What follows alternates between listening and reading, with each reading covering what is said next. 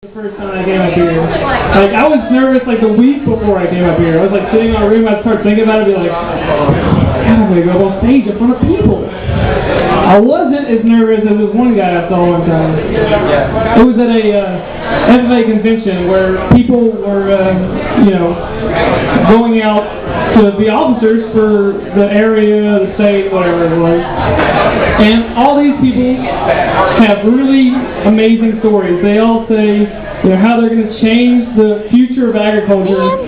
They have life stories that change their life and everything like that. This one guy got up there, kind of nerdy looking, and he was like, he got up, said like a sentence of his speech, and went into this.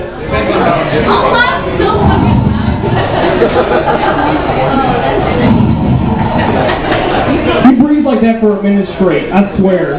His lip quivering and everything. So I am like on the third row watching this guy, trying my hardest not to laugh. I'm just like, but he just keeps breathing. And finally somebody in the crowd's like, you can do it, man! And so he shakes it off and goes to another sentence of his speech.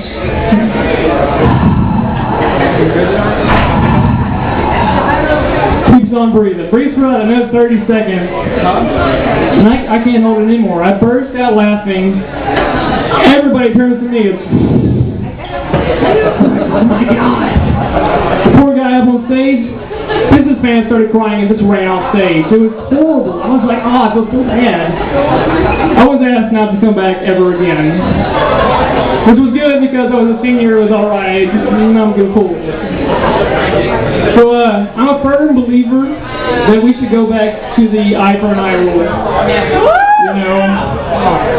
We kind of do it now with the murder. You kill somebody, we kill you back, right? Yeah. But I think we should kill them in the way that they killed other people. You shoot somebody, we shoot you. You hang somebody, we hang you. Remember that crazy bitch who drowned 4 of her kids, Andrea Yates, remember? Yeah? 5 of her kids, alright. Drown her 5 times. Revive her. 6th time, no. Let her be, right? So we got that, and okay, when people steal things, you cut off one of their hands, right? What are they going to steal? I mean, they're not going to steal again, because if they steal again, they're going to lose another one of their hands. What are they going to do then? They can't steal anything with just no hands. What are they going to... Give me this. That's not going to work. They can't mug you at gunpoint. They can't hold a gun. About the only thing they could do is like strap a knife to their hand, or to their nub. Hey, give me your money. And then you just run away because they got nubbed. And I was thinking, like, what are they going to do for a job?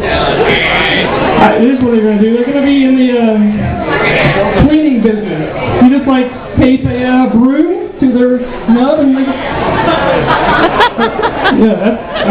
washing windows, stuff like that. All right, so we got that covered. Rapists. What are we going to do to them guys? We're going to kill them because they could pay for sex if they wanted to. Seriously, they don't need to rape people, right? We kill them. It's ridiculous. Also, I think we should, people who are in prison, they're on death row or whatever, we should test drugs on them. Right? Makes sense.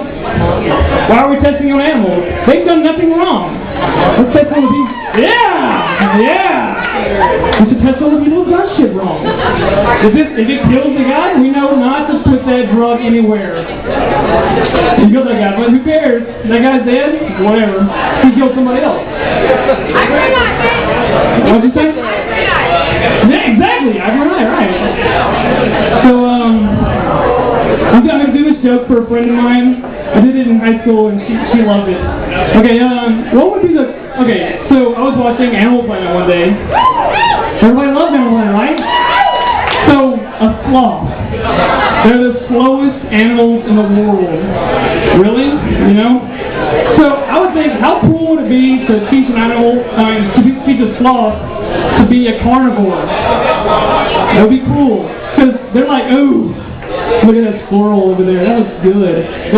They're in one tree, this girl's in another tree. So they're in the tree, and they're like, I'm going to go get it. This is my demonstration of a time lapse over like 12 hours of sloths trying to attack a squirrel.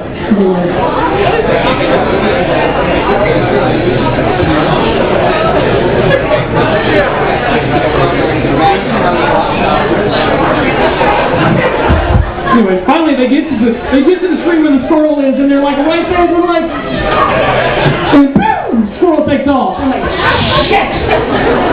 Oh look, a leaf. That's how they became omnivores. So I have this boss. His name is Ron. I'm going to describe to you Ron. He is basically an ogre. But he's not this fun-loving, layered ogre like Shrek. This guy's got one layer. Angry. All the time, mostly at me. He's also the kind of guy who's got a eHarmony or Match.com, I can't remember which one. And he sits there and he's rolling through his matches, possible matches, and he's bitch.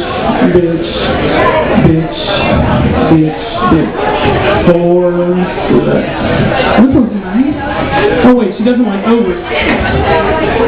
Anyway, so I work for him. He's my boss. He can tell me what to do, but he can't fire me, which is a good thing. I kind of hold over his head. He can't do anything about it. So one day I go in and I'm like, I'm going to switch things up. I'm going to call him Ronald. Bad idea. That's his real name, though. So I walk in and I'm like, hey, Ronald, what's happening? He's like, oh, don't ever call me Ronald again. I fucking hate that name. You ever know that I'll kill you? I was like, I was in shock sitting there looking at him. I'm like, oh my God. Waiting for his head to explode, but it didn't. So he walks out of the break room. He comes back about 2 minutes later, having to forget that I wasn't supposed to call him Ronald anymore. He walks in, hey Ronald, what are we doing today? Swear to God, and he turned in the hole. He was just like, run smash!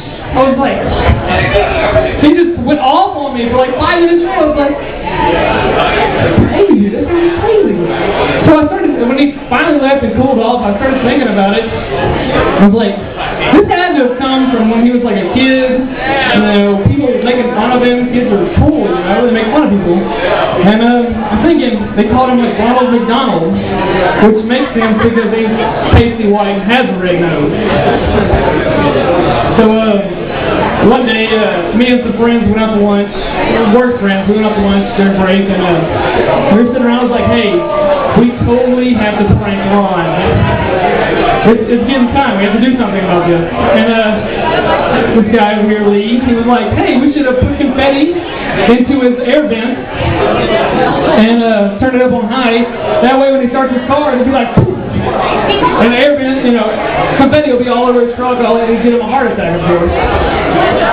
I was like, no, I got one better. We should take off all his tires, put his truck up on blocks, and hide his tires somewhere in the parking lot. This was making him really mad. The other guy was like, we should cut his brakes.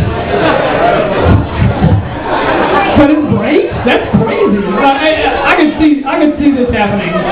Brian comes out, his truck's on blocks. He was like, shit. So he looked for his truck, for his tires for like 30 minutes. He puts them back on his truck. It's hot, he's sweating, he's angry. He gets in his truck, ready for air to hit him. Turns on his truck and boom! Confetti! And he almost has a heart attack. And he's, oh my God. I'm gonna get these kids. Then he takes off down the road, tries to stop, and he runs into something. He has to go to the hospital. I can see us at the hospital right now. Hey, Ron, how you doing? We still got you! Yeah, you got punked. I don't know if they sell balloons to say, get well, you got punked. But if they do, I'm buying one. Thank you, everybody. That was good.